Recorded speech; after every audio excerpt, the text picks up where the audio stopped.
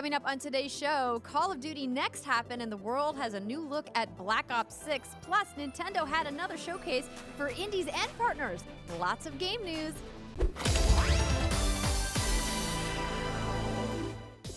What's good, everybody, and welcome to another episode of the What's Good Games podcast, your source for video game news, commentary, analysis, and funny stuff every Friday. I'm one of your hosts, Andrea Renee, hanging on by a thread, everybody. It's been stressful. This is Rihanna. Manuel-Peña is here. I understand the stress. I recently survived a cricket attack in my own home. Oh my god. So I get where you're coming from. An attack. A cricket attack. I was attacked. We'll have to dive into that in just a second. And Brittany Brombacher is here. Hello. Wow, I don't know what that was all about. Hi. Hello. It was very a little raspy. phlegmy. It was phlegmy. I think it was from laughing so hard. I found as I get older, the more I laugh, the more phlegm I produce. I'm not really pleased with this new direction in my life, but you know, it's my only body. I gotta take care of it, phlegm and all. Yeah, you got to get on that saline rinse train.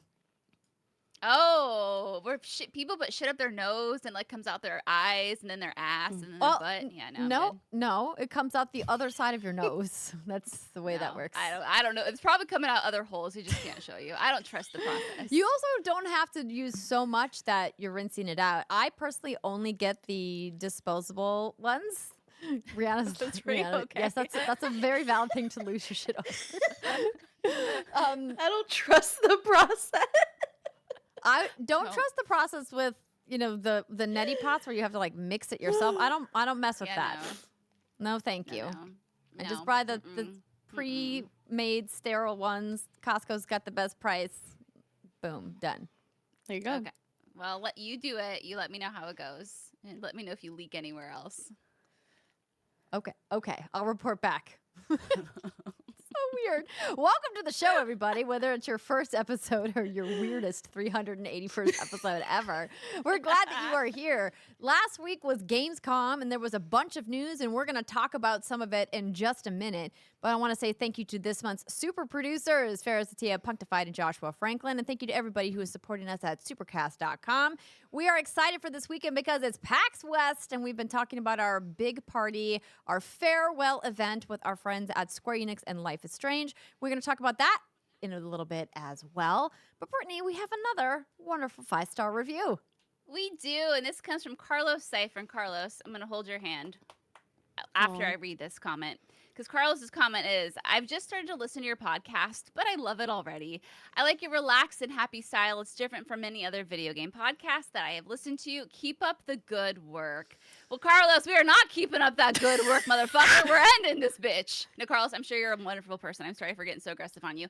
Thank you for listening to the show. I kid. We always appreciate the kind words, and we appreciate the positive reviews. Thank you so much. But yeah, you know what? The good news is there's supposed to be about, 386 episodes for you to listen to when all is said and done? I think there's over 400 if you include every special episode we've ever done that's in the feed.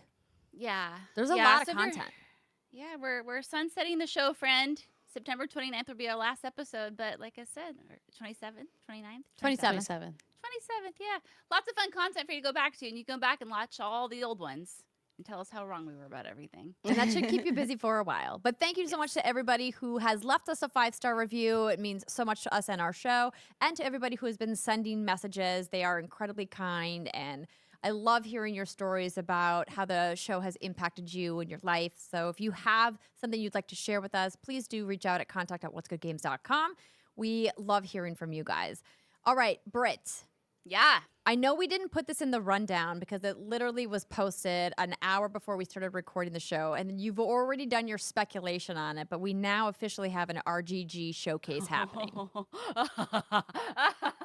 Yes, I don't need to do any speculation because, like you said, I've already kicked that dead horse a million times.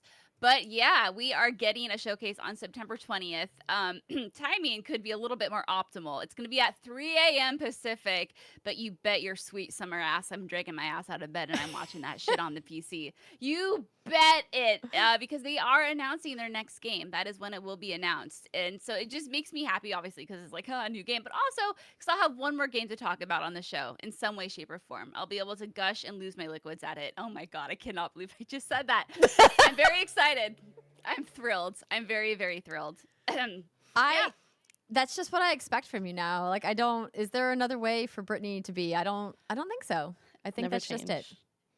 Yeah, even for me, I feel like that was like half an inch too far, but it's fine. You said it, not me. Okay, continuing on. This is probably going to be mostly the Brit show because Let's fucking go. Nintendo had a double direct where they talked about indies and partner games. And there was so many deep cuts that were in my Twitter timeline from people in the industry I know about people being excited about very different things that were announced. And all of them were like, I love this small title that means something to me from like 20 years ago. That's me. I'm that person. Yeah. No, this was an incredible. I mean, for me, there's so much here. I could spend hours talking, but we don't have that kind of time. So yeah, this was an indie partner or an indie world showcase. Excuse me, and then a partner showcase in one. So we got 40 minutes of stuff. So much to like break down and talk about. Obviously, the first one I want to talk about is the fact that we're getting Yakuza Kiwami on the fucking Switch, which is just like, it's how they ended the show. I'm glad the world is finally waking up to the amazingness that are my hot husbands. Again, Flemmy. It's coming out October 24th, which is the same day that the Amazon TV series is coming out. So I think that is perfect. That's phenomenal. I do wish that they had paired it with Yakuza 0, but again, because the focus of the show will be on Kiwami, that makes the most sense. I think the last time Yakuza was on a Nintendo console was in like 2013 with the Wii U. So it's been, and that was only in Japan. So it's been a hot minute. So welcome back. I'm very thrilled that this is going to be on my Switch, so I can just pick that bitch up and take it with me anywhere. Also, it's on the Steam, but I like the portability of like putting it on the little dock and playing it on my TV, and then playing it in my dark corner in my house when it's just me and my husband's, and you know, I'm in the closet, got the blankets going, and I light the candle. Very exciting news. Very, very thrilled to see it. I don't know how it's going to run, but it doesn't even fucking matter. It's just going to be there. Look at this. Look at them. Oh my God. I just love them so much. I love this trailer. And I'm very, very interested to see how well this is going to perform on the Switch. Obviously, folks like me are going to buy it because, like, yo, it's Yakuza. And what if they make a physical edition? Oh my God, that would be amazing. But how the tie-in is going to do with the TV series. So we will find out and we will see. But that to me is a very, very exciting announcement. Again, I get to talk about my boys. Okay, next one, though. Ri, I know you were thrilled about this, and Andrea, I'm sure you are, too. Tetris celebrates 40 years in a new collection. So it is called Tetris Forever. It is a new collection, and it is described as an interactive museum and features a variety of different games, like 1988 Famicom's version of Tetris, Super Bombless, Super Tetris 2, and Bombless, Tetris Battlegated, and this is like Kingdom Hearts bullshit. I can't keep up with this. Yes. But I'm sure to someone out there, it means a lot. It comes out sometime later this year, and this is the exciting part, apparently, according to the folks that get off with Tetris. Tetris Time Warp, which is a brand new game that jumps between gameplay styles from across the series' many eras. It seems like a pretty cool remix of a classic game we all know and love, according to IGN.com. Ri, you stoked? I'm stoked. I any excuse to play Tetris, you know, I'm always down for. Plus, you know, the Switch is the place where it feels right to play it right now. Like, I have a Switch Lite. It's smaller. It gives me the closest vibes I could get to my old Game Boy days, which, you know, I played so much Tetris on my Game Boy. So I'm really excited for this. It's definitely going to be a nostalgia moment for me. Oh, yeah. I'm pumped. I love Tetris. I think I've said that in one of our, I don't know if it was like a secret segment or one of the questions we did a long time ago, if you could only have one game with you when you're stranded on a desert island, like what would it be? And I said Tetris, because you can literally just play it forever. I don't even remember what I said. Probably some MMO or something. We're going to have to dig that one out of the vault. Yeah, dig that one back. That's an old fucking episode. But that's very cool. The other one that I know you all were excited about too is Balatro's little announcement. They're teaming up with the I'm pumped. Yeah, so it's collaborating with 4 different games in the Friends of Jimbo update, and that is a free update, right? Yes, for free. Okay. Can you believe it? So those games are The Witcher, Vampire Survivors, Dave the Diver, and Among Us. So the collections contain themed decks with cards styled after characters from each game, potentially with exciting new effects. For instance, a Dave the Diver deck changes the number of cards to fruit, and the Among Us deck seems to include death animations for playing certain hands. This doesn't really mean a lot to me because, again, I haven't played it. Y'all have explained it to me, but how excited are you for this? I think that this is just such a fun and lighthearted collaboration, and the fact that it's free is great. Because in my mind, I'm like, they easily could have sold this and people would buy it. Because the game, like Balatro, is already cheap and it's so good. But I also understand that once they start to sell something like this, then they have to get into like licensing deals and royalty splits and all that stuff. And it sounds like, you know, with the teams that they worked with on this, that it was more of like a friendly, like, hey, we all work in the indie space. I guess technically, you know, CD Projekt Red is an indie, I guess, but they're independent. I guess we aren't going to get into that whole discussion now. But I just like this, that it's fun and it's just like a really nice, like, hey, you get this cool thing for free, and it's a way to get back into the game and maybe get some new people to buy it. Which, by the way, if you haven't bought Balatro, so good. It's so good.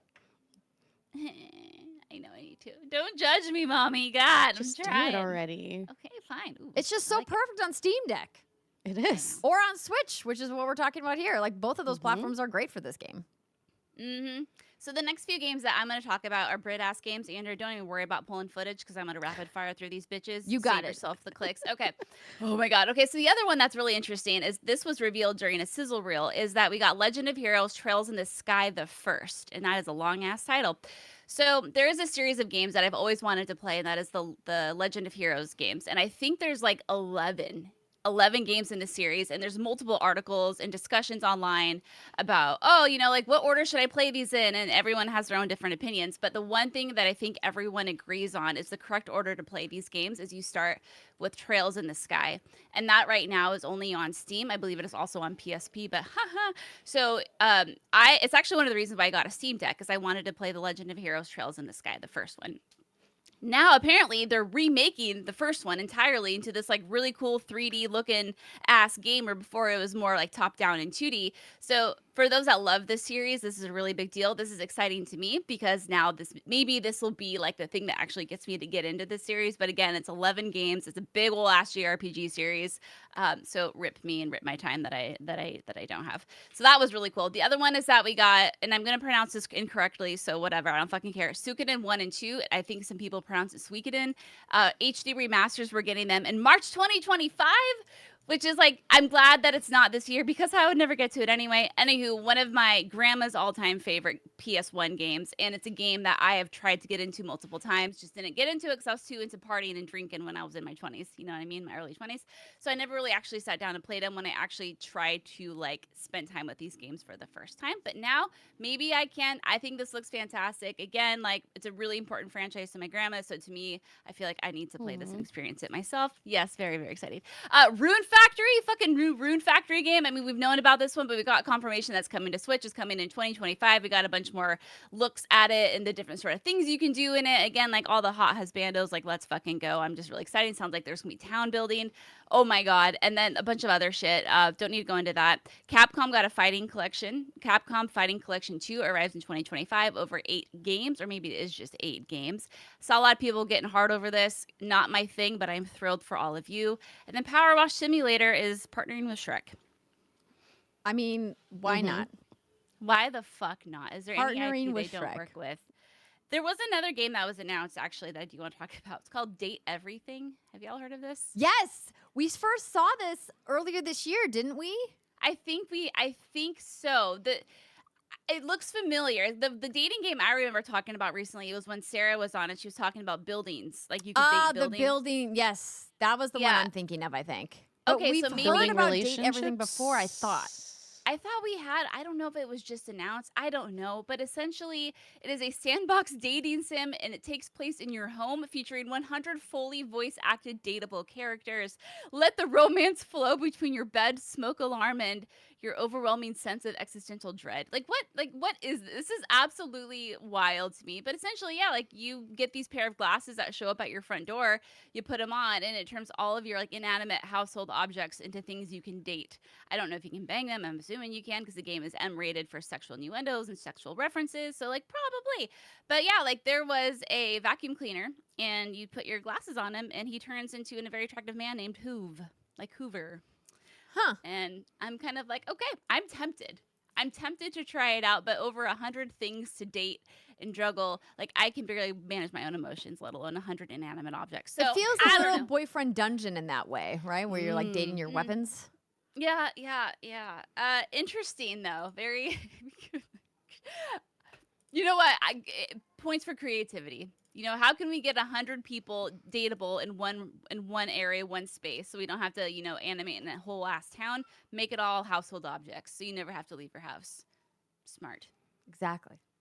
Anyhow, those are my highlights. There was a lot more, obviously, but that's what got me hot and bothered, and this is my fucking show. So It is your fucking show. Yeah, no, those were great highlights. It's probably very similar to everything I would have highlighted. I'm just like scrolling through this list of trailers being like, what would be like the other thing? I guess the one call out that I should probably show everybody was the one that Punkdefied was like, where is Andrea's thoughts on Peglin? So this is a game that is giving me more round guard vibes than actual Peggle vibes, but it does, I mean, you can see the Peggle inspiration as well.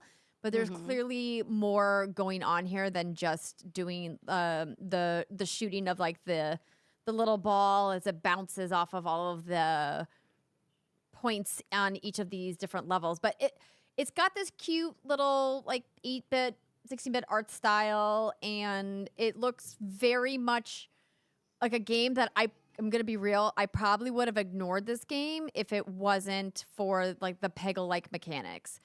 Because games, I've said this before, and I'm not sure why, but games with this art style just don't grab me visually. And I think it's because I just like some of the cool, new, innovative stuff that's being done. But I absolutely understand that there's a giant market for this art. And there's a lot of people who love that retro style. And there's a lot of teams that use it because it's way more affordable for indie teams to do art in this kind of style than it is to do a lot of different kinds of animation. So. But that said, I feel like I gotta try it now. Yes, I think you do too. What else am I gonna play? Oh wait, what else? It's not like there's anything else. But it looks really cute. So thanks, Punkdefied, for calling that to my attention, because I probably would have missed that, and then it would have come out and would have been like, where did this game come from? And then everyone would have been like, the Nintendo Indie Showcase. Yeah. But yeah, that's what I got.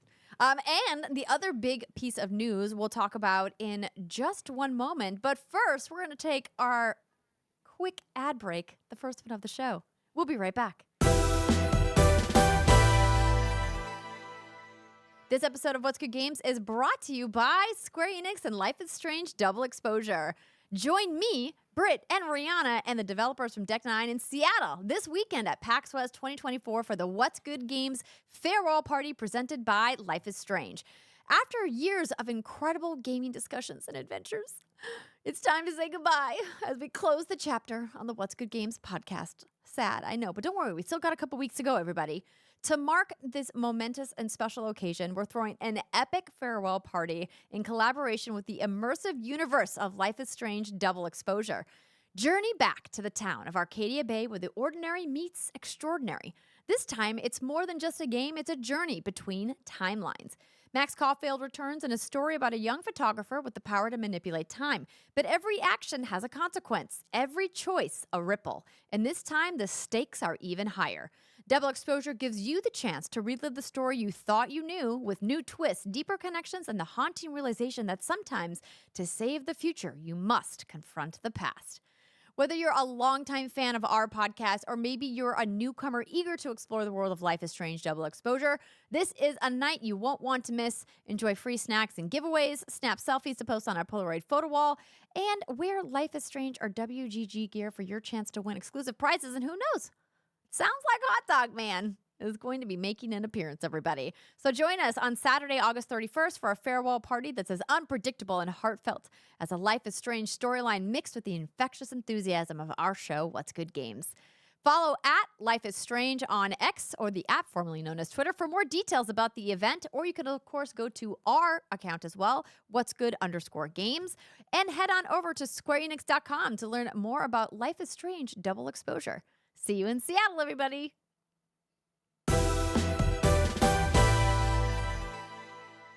Let's continue with the other major news story of the week, and that's all about Call of Duty Next. We have a deep dive into what is coming in Call of Duty Black Ops 6, and boy, it was a doozy of an event. Rihanna, you watched the entire thing and took some studious notes. I did. I have a whole Google Keep. I like how we get that flair on the end of that notes. So Blop 6, everyone. I'll do this quickly because everybody knows what this game is, right? It's Call of Duty. We are getting some pew-pews. We're getting some Omni movement. There it is. Which is my new favorite thing. But we got to see it in action. So Call of Duty folks invited 250 creators to come and play live in Washington, D.C. And they did all kinds of exposés with the developers about multiplayer. They talked about prestiges. They talked about weapons. They talked about zombies, which I'll get to at the very end because that's definitely an exclamation point for me. So I'll do what I can to summarize at high levels. So we're getting all of the typical prestige stuff, and then also a second level prestige for anybody who wants to master. There's a really cool thing that they're doing with weapons loadouts where they actually move with you from game mode to game mode. If you've played Call of Duty recently, you'll know that you have to make your own weapon loadout for multiplayer, and then a separate set of weapons loadouts for Warzone, and then a separate set of weapons loadouts for zombies, and it's not fun. Now they follow you from each game mode to game mode. So that's huge improvement there. There's some really interesting things they're doing with the not Omni movement, but natural interpretation of what you're trying to do as a character moving through the space. So I think they're calling it intelligent movement. And there are 3 different settings that you can add to your settings menu to determine if you want to sprint automatically, mantle automatically, or I think was it like drop or mount automatically, something like that. But essentially, as you can imagine, you're running through a play space and you're pressing down the thumbstick to sprint, or you're running up to a ledge and you press A to mantle. I play on Xbox. So instead of clicking those 3 or 4 times, you're actually just going to naturally move. The character will just sprint if you're pressing further up on the thumbstick, or it will just mantle if you're at a ledge and then you press forward again. So you don't have to click as many times. And for somebody who has old gamer hands, I'm really excited to try this out and see if it helps me play longer, because that's definitely something that can wear on your body. And especially for high level players who can really fine tune this, I'm interested to see which players' styles favor the high level of fidelity and control versus the ones who go for the convenience and maybe even find new ways to manipulate that intelligent movement system in their favor. So that's really cool, new thing. Omni movement is meant for all skill levels. The people playing it kept saying over and over, it feels so natural. It's so natural. It comes so naturally. It's very straightforward. It feels familiar. And if for anybody who thinks like jumping backwards out of a window looks unnatural, don't worry. It's going to feel better than it looks like it will feel. They also have an Omni movement training course that you can use to test out all of this stuff, both Omni movement and the intelligent movement system settings. So you have opportunities to try it out before you go and get your ass kicked in multiplayer. Also, ranked mode is coming out during season 1, so they're splitting that player base early. Sweats, get ready, get your sweatbands out. They're also they're also going back to the classic 3-lane maps, which we're a big fan of. There are some favorite maps returning from previous Black Ops. They were very coy about it, but I'm sure if you've played any Black Ops before, you can guess which ones. Strike mode is coming in, where you can do face-off modes in smaller maps. This is going to be basically all of the doors and windows closed off to the maps that are in the core 6v6 playlist, but you just get a tighter play space. And if you're just really trying to prove something to somebody, I guess, you go into that core face-off playlist. You can do executions like usual, but you could also choose to take a hostage and make them a meat shield instead. Ooh. Which is very fun. Very fun, very embarrassing. Oh no. Meat shield.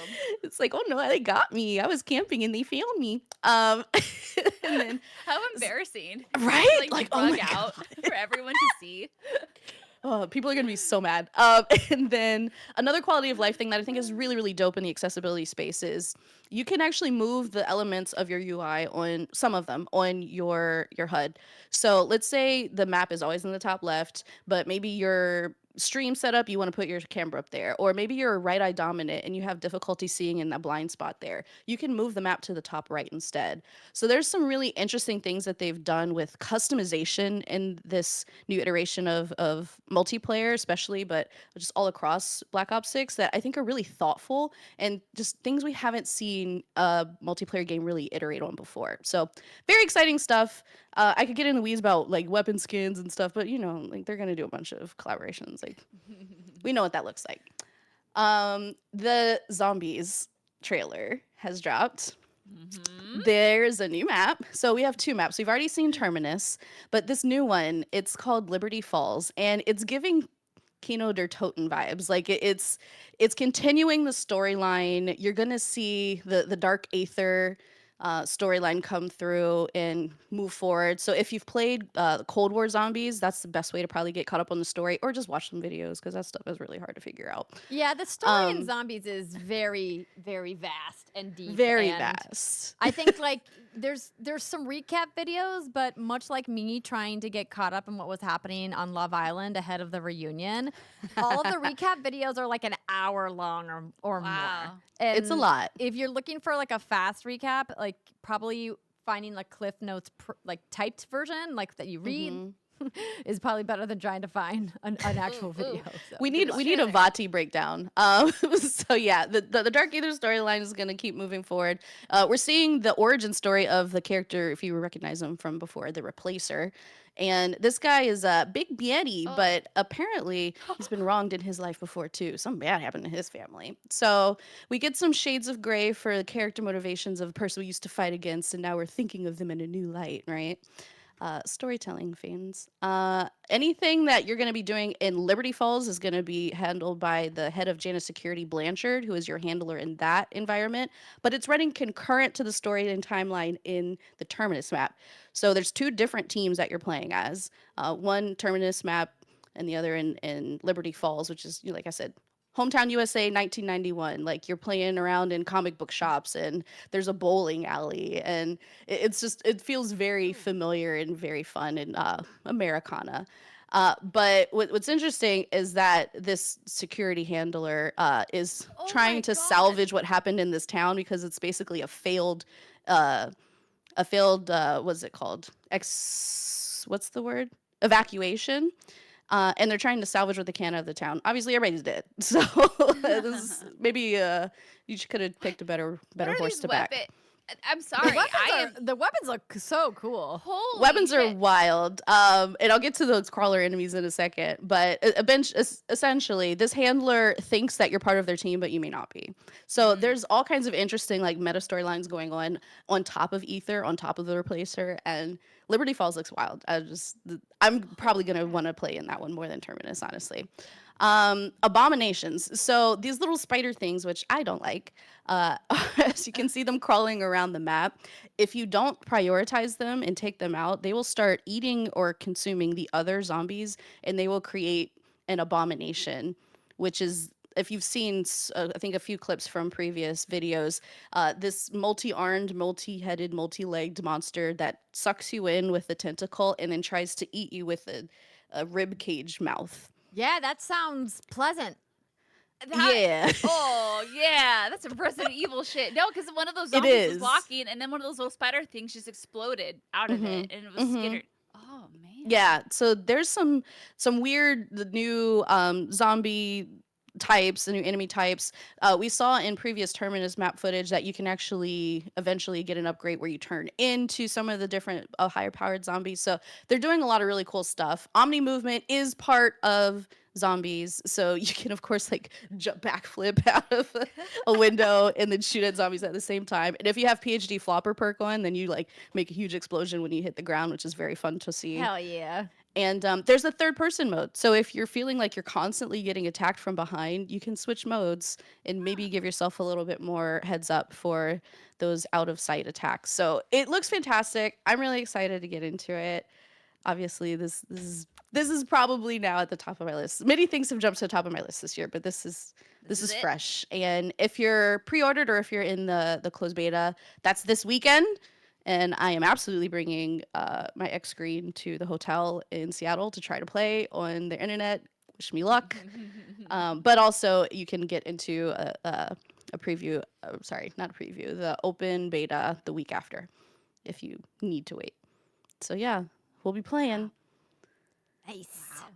I love that you love this so much because it's so nasty. And It is. Ri was like talking to me about it because we played a good amount of zombies together. Oh, yeah. And I love playing zombies with you and Danny, and we're absolutely going to play. And then we were talking about the beta, and I was like, girl, that's I right know. during PAX. We can't play. I'm not gonna sleep. I'm gonna just pray that the internet works, or I have to use my phone hotspot. But there's the next weekend afterwards, so Yeah, you don't have to wait long to get back into it for sure. yes. And then the game, of course, comes out at the end of October. So lots to look forward to with Call of Duty Black Ops 6. Yes. And they're running content, I think, all day today. There's like live streams happening, and there's going to be lots of creator content coming out. So I imagine over the next couple of days, there's going to be a plethora of deep dives and things. If you want to go down the Call of Duty rabbit hole, there'll be no shortage of videos for you to watch. So very excited about that. And thank you so much to Activision for sending over codes for us to check out the beta. Looking forward to the pew-pews for that as well. That's going to do it for our news blocks for this week. And we are excited to talk about what we've been playing. Last week, Rihanna and I got to go to an Xbox Gamescom event and get hands-on with some games, which we're going to talk about, including upcoming RPG from Obsidian, Avowed. Stick with us. We'll be right back. This episode of What's Good Games is brought to you by Ro. Remember when everyone was doing juice cleanses and was basically hangry all the time? Going on specialty diets can be challenging, but what shouldn't be challenging is finding prescriptions that might be part of your wellness plan, like Ozempic or Wegovy. That's where Ro comes in. Through Ro, you can access prescription compound GLP-1s with the same weight loss ingredient as brand name GLP-1s at a fraction of the cost. Through Ro's online portal, you can see if you qualify for medication from the comfort of your own home. That means no scheduling a doctor's appointment, no driving in traffic and dealing with parking, and no waiting rooms.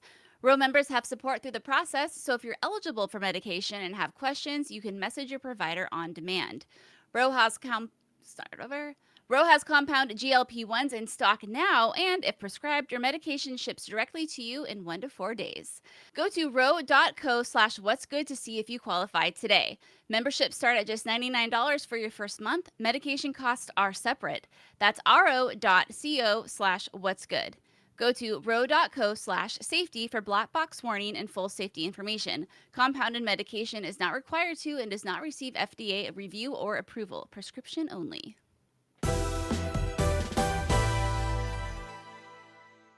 I'm excited to talk about what we've been playing, but first we have to give a shout out to our wonderful friends over at Supercast. What's Good Games at supercast.com is where you can get all kinds of wonderful benefits. But I would say, ladies and gentlemen, probably don't want to sign up now because we only got like 5 episodes left. But you can have access to legacy stuff. More on that soon after PAX, everybody. But this is the time where we get to say names. And sometimes we mispronounce them, but we always have a good time doing it. Right, Britt? Absolutely. I'm not going to mess this one up because it's easy. Wall of Bill. Corinne Benziger. David Strachan? Another easy one. Burrito. Trent Pennington. Oh my God, who just enlarged it in the doc? Who did that? It was me. I'm sorry. I thought it would make it different. Instead, it just stretched it. Daniel Hull. Nicole Humphrey. James Bravo. Maniacal Mouse. Punkdefied. Gregory Sugano. Patrick Leandry. Noel Nevarez. Omega Buster. Dewey Reese. Robert Fremering. Steve French. Gary Peck. Justin Fauci. Kelsey Burgess.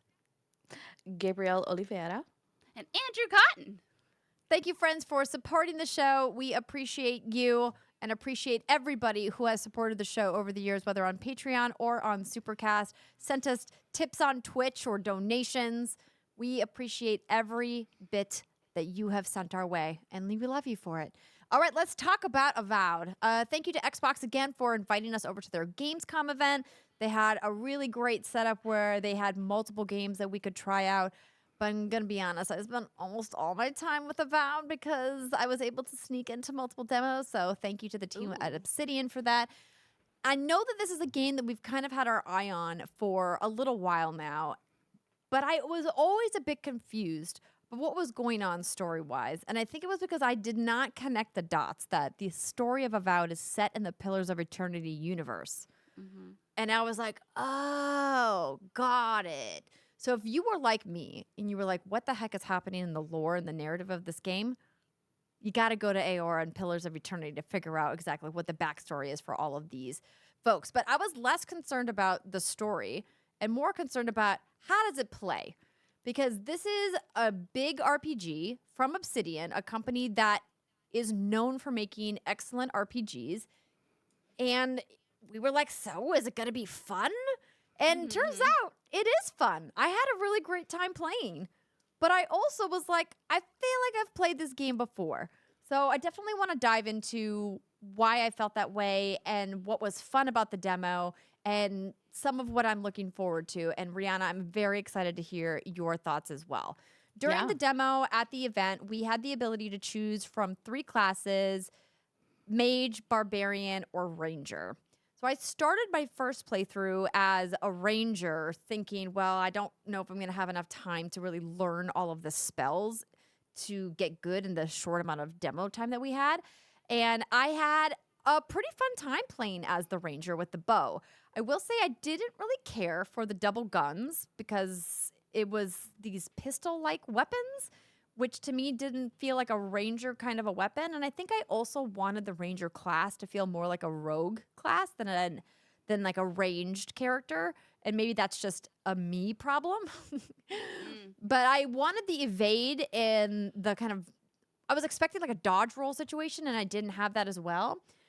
And so I kind of was like waiting for this class to feel a specific way, and it didn't end up feeling that way. So I switched pretty quickly over to the Mage class to check that out. Rihanna, did you spend any time with the Ranger class? I did. I actually only played with Ranger, but I had the benefit of a dev on my shoulder, and I was looking through the menus quite a bit every time I picked something up because I was just curious about it. And so I asked when I picked up a grimoire, I was like, what does a grimoire do? Like, it's an equipable item. Like, I don't understand.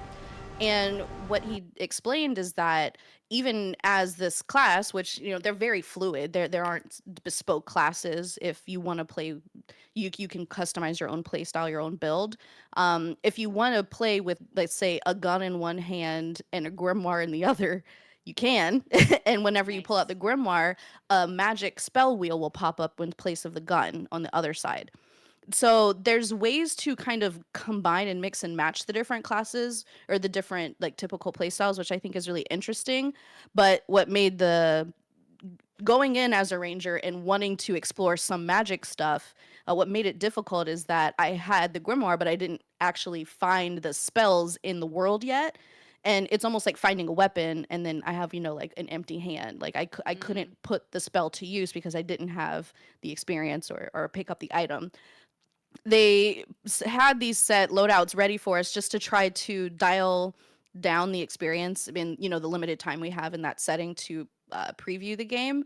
But I almost think it would have been better to let us loose. Like, we know how to play these types of games, right? Like we're fans of these genres. Like you said, Andrea, you know exactly what kind of abilities you want to put on your rogue, right? Like I wish we had a little bit more flexibility in this demo environment.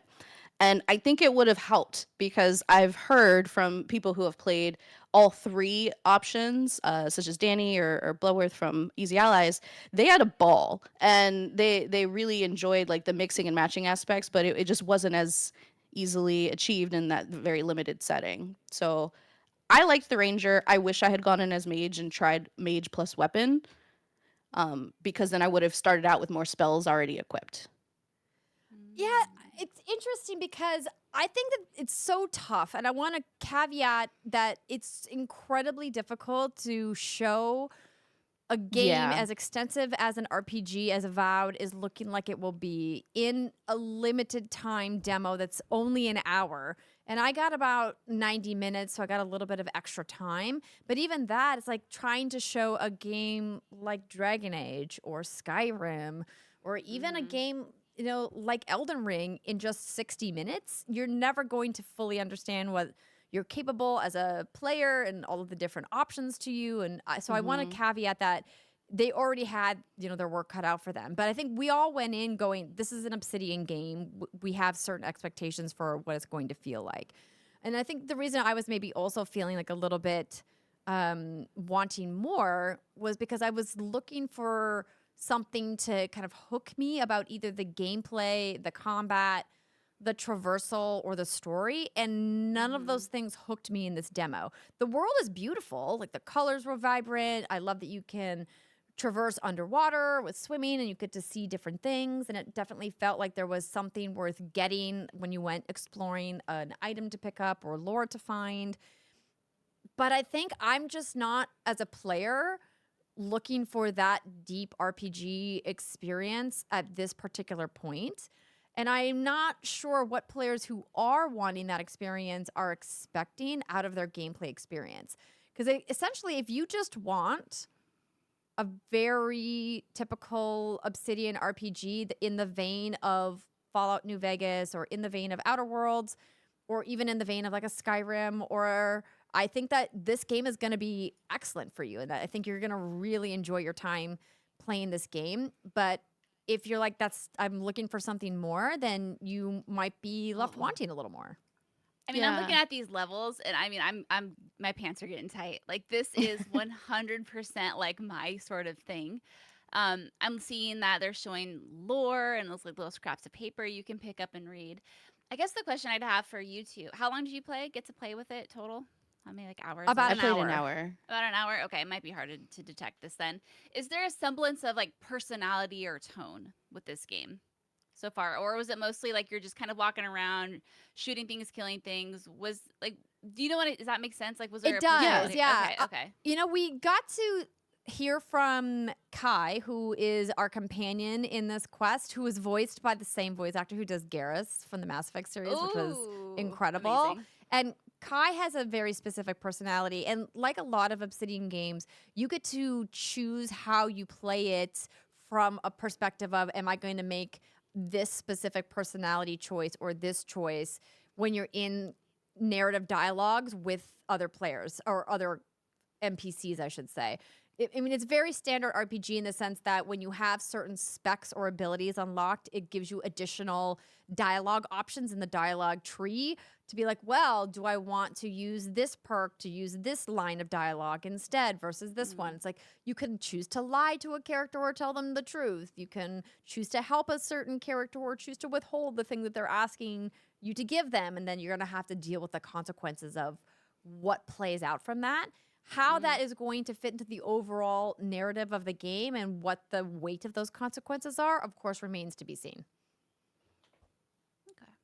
I think that, and something that is not an answer to your question, Brittany, but something that makes me think of in your response, Andrea, is the playing an RPG post Baldur's Gate 3 is just going to feel different, right? And this is not that. This is not emergent gameplay like I put poison on the grate and then it goes down into the room below and then everybody passes out. It's not that, right? So if you're thinking it could be that, but in the Pillars of Eternity world, like, please adjust your expectations. This is a very interesting story. There are lots of different directions every conversation can go, of course, but you are moving through an environment that is already anticipating what you could possibly do. And there is still emergent gameplay. There are still choices you will absolutely have to make as you fight enemies or avoid them or decide to do sneaky takedowns or go in more aggressive or explore this room and maybe you miss a grimoire spell or maybe you get a different weapon if you go open this box that's underwater and you didn't think about it before. All of that is still there. All of that explorative goodness is still there, but this is maybe like a little bit of a lighter weight version. It's not overwhelming. And for me, Baldur's Gate 3 was overwhelming. So I happen to enjoy this more. And I know that that's probably an unpopular reaction. I don't think so. I think but- that that's a very valid opinion to have.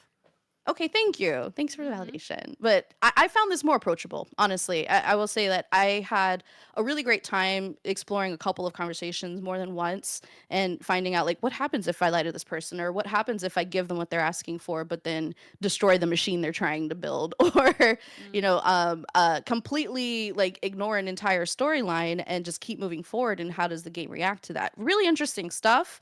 And it also has a really great tip for me, where as people are talking in your dialogue encounters, there's little terms that pop up on the side that you can choose to expand to remind yourself what the hell they're talking about. Oh, I love that so much. Because, like, if you put it down for a couple weeks and you come back, you're like, I have no idea what's going on. And it's really convenient. Like, again, I don't want to say it's holding my hand, but it felt more approachable for me.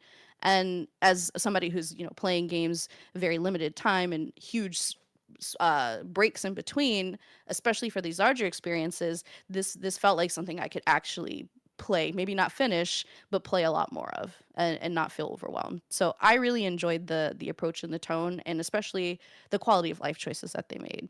And there's still a lot of depth to the impact of what you're doing, not just dialogue, but also actions. Did you get to dabble with progression at all? No. Not really, no. They had several of the menus like locked in the build, and I'm guessing that's because they're still doing some like final pass balancing.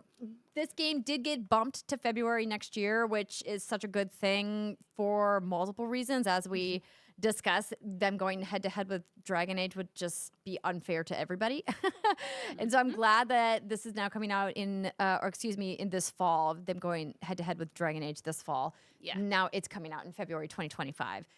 But I think, what is going to hook people on this game is the depth of gameplay and the really comprehensive role-playing game experience that people expect from Obsidian.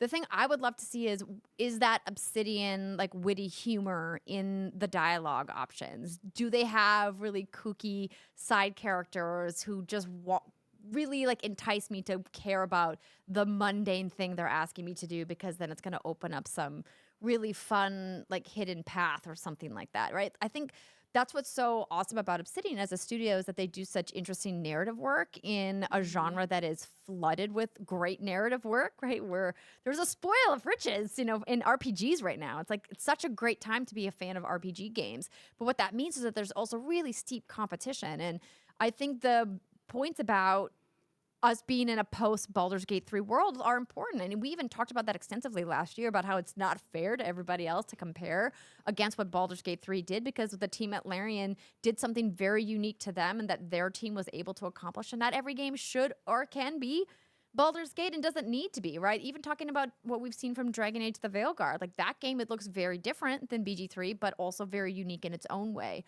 And I think the reason why I was left kind of wanting more is because the combat in particular in this demo just did not feel fun to me. Felt slow. I think a part of that was that there is no really good evade mechanic. And when you're playing a character, particularly like a mage, and you have slower wind-up animations for when you're casting spells, and you have all of these different spells that you need to, be comfortable learning, and there's just a lot of pieces that you're managing.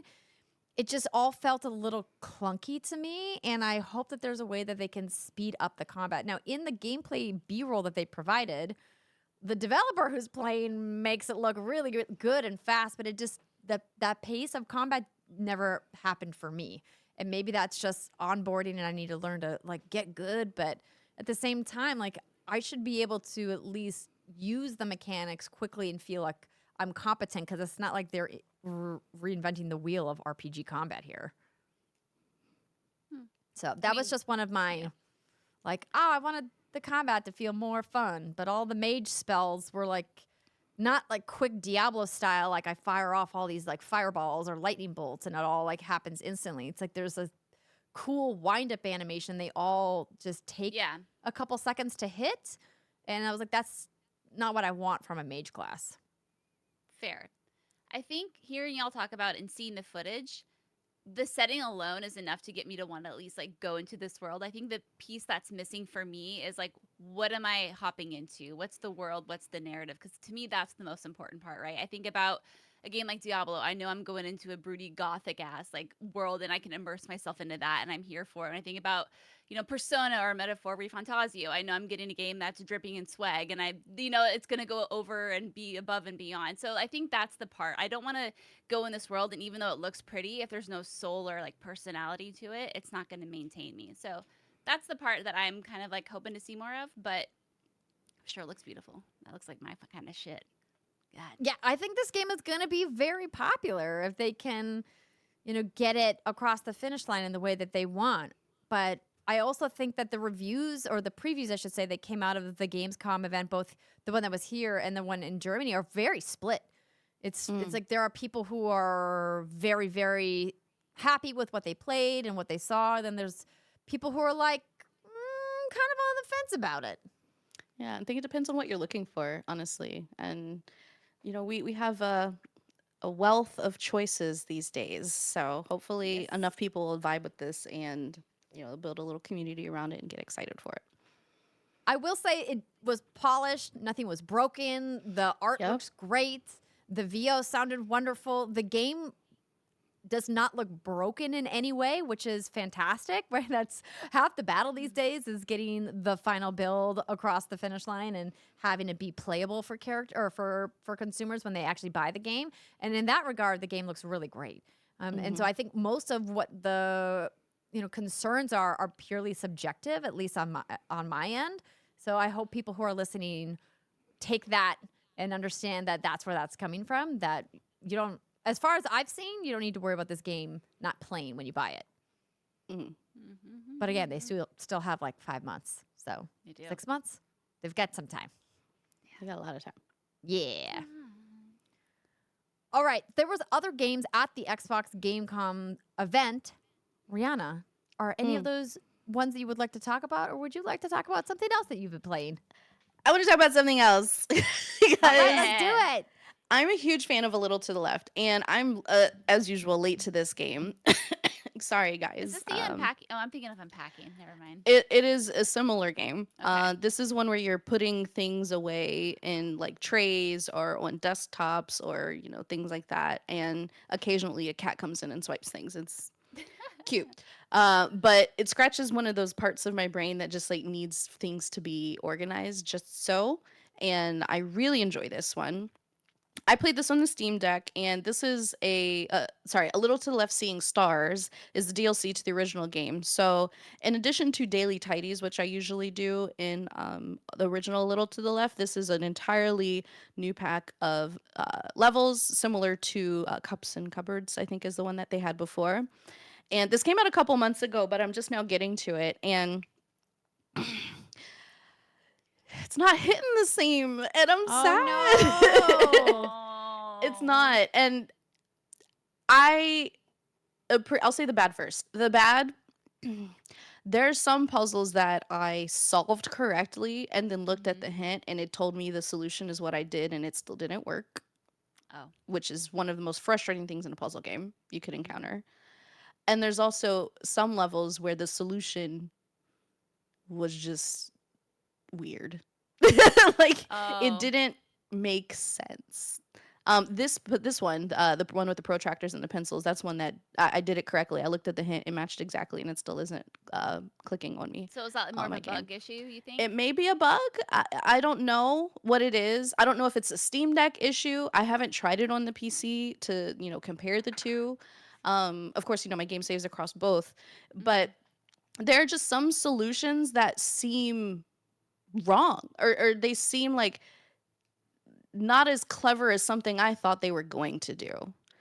And that's really frustrating me because I adore this game and it's been so intelligent and so delightful. And I hope that maybe it's just the first, third of the DLC that I've gotten through and perhaps it changes. But I think I'm well enough into it to see a pattern that, it's the I don't know, the magic isn't there for me the way it was before. And I'm very disappointed to say that. And I hope it gets better, and I'm going to keep playing it. The good, there are some really interesting mechanics that they've added here. So there's one level, I think it was in the preview clip that you just played, Andrea, where you have a table full of Tamagotchis, and you're trying to figure out what the different patterns could be. And one of the things you do, I'm just going to spoil it, sorry, you'll figure it out fast enough, is you can actually press the button on them and it wakes them up. And then the screens do things. And then you have to make an arrangement or two, I think, based on what's on the screens and with your button presses. So there's just so many more levels of depth to these puzzles, which, as I said just a second ago, can be frustrating when they don't make sense. But when they do, it's like, oh my God, I feel like a genius. Like I was so back, but it's annoying me because in the same puzzle, like I'll at one moment feel like I figured out something and I'm the smartest person who ever lived. And the another moment I'm like, why'd they do that? You know, and I'm kind of getting a bit of a whiplash effect. So I'm, like I said, going to keep playing it. This ball one was really good. There are a handful of levels that only have one solution. Ones like this, the plants, that have many, and some of them don't make sense. But at the same time, they're all still scratching that itch. Just some of them piss me off on the way there. You know what I mean? Yeah. And I'm trying to figure out like what I would score it. I don't know. I'm somewhere in a middle space with it. But I'm glad I'm playing it. It is still a good time. Just a little more frustrating than the previous ones, which I don't like. Yeah. So yeah. I was very excited for this. I saw you were nap trapped. You had the Steam Deck power thing plugged in. You were set for life. I didn't even need my cooling pad on my Steam Deck for this one. Wow. Yeah, I was really excited. And I still am happy to keep playing it. I don't want to poo-poo it entirely because it does still do what it used to do. Just not hitting the same way as it was before. Dang. That's okay. Yeah. It's okay if it doesn't hit the same way. Sometimes that happens. I'm still in it. I'm still down for the next one. Just, make it make more sense. Please. Puzzle I liked games about are so Unpacking. fascinating in that regard because the way people approach puzzles is so different, which is why whenever I play a puzzle game, it's almost like I have to play it in a room by myself, because if anybody is like watching over my shoulder or trying to tell me how to do it, I get really bristly because I'm like, I'm going to figure it out by myself. I don't need your input until I ask for your input, and then please tell me how to fix it because I'm really frustrated. I don't know how to solve the puzzle. It's 0 to 60. Correct. 60. That's the Andrea puzzle game story. That's a good way of doing it. But what I was saying is that's why I love Unpacking, is because you can turn off like the need to have a correct puzzle solution, and you can just throw the shit wherever you want it to go, wherever it makes sense for you. Sometimes that was the floor. You know what? But the game's gonna let me do that, and I like that about it. But I don't know if that kind of mode would make sense for a little to the left. But. Well, you can always click "Let it be" in the menu and just like, okay, that's it. But you don't get the star and you don't get the ding. Well. Yeah. That's the whole point of the puzzle. You gotta solve it to get the reward, right? Yeah, I need the chime to tell me I'm worth it. You want a participation trophy. I do. I'm a millennial.